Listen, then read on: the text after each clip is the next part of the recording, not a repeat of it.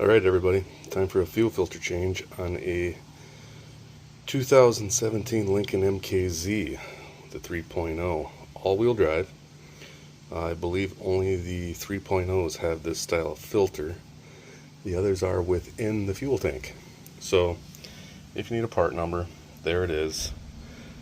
Take you step by step. So far what I've done to start this process is obviously jack up the car, make sure it's secure. I took the wheel off to give him more access. But when we get under here, we'll see that we have some bolts. So this is on the driver's side. If you look up, you can see the fuel filter right there. The trick to this though is you have two 10mm bolts. One up there, sorry if you can't see that, but that needs to come off. And there's a 10mm back here, but there's also a body clip right there. So there's a giant plastic piece that needs to come off. So I'm going to take that off and I'll show you what you find. So a word of caution. When you take these down, you get your two 10mm.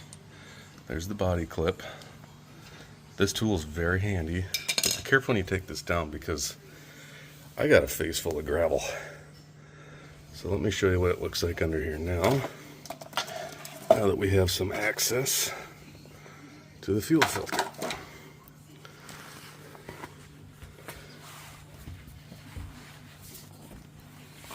And there it is. Perfect room. So now the most important thing is, before you take this off, obviously it's pressurized.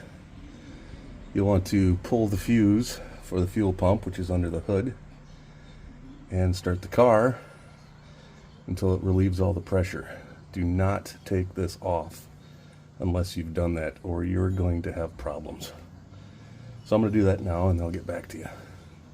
So the fuel pump location, I figured I'd show you that, or the fuel pump relay location is under here. I already popped mine off, and it's number 42.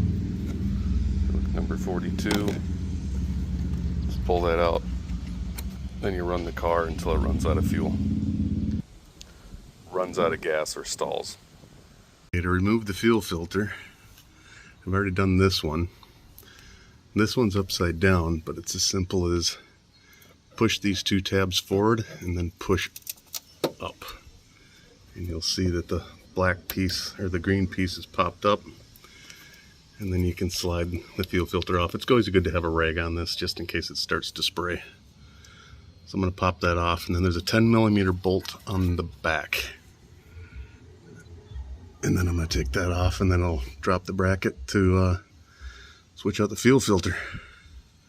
So there it is, got it off. 10 mils out. It's just a little hook. It goes up in there. You can see mine's pretty well rusted. There's one thing I wanted to point out is I was told by dealers repeatedly that I don't have to change the fuel filter on this car because it's in the tank. Well, I started feeling some sluggish problems with my car and noticed that this was a possibility, and I don't doubt it at all because, believe it or not, I have 150,000 miles on this filter. It's the original one. But anyways, point out the direction of fuel flow with that arrow there. I'll put the new one on the same way. So I'm going to do that next. So there it is, back up in. Obviously push these on all the way before you lock it down, or you're going to find yourself with a real big gassy mess. And the same on this side.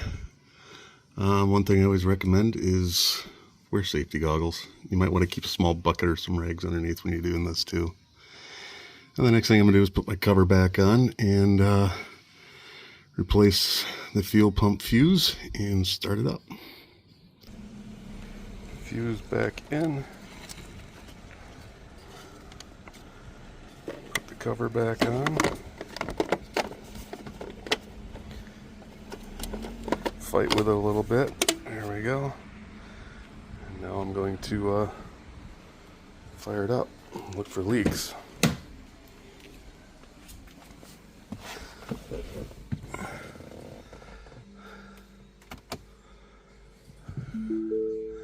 Helps if you have the key acquired. So we'll start this up. Brake on the pedal. Fire it up. We're good. No warnings.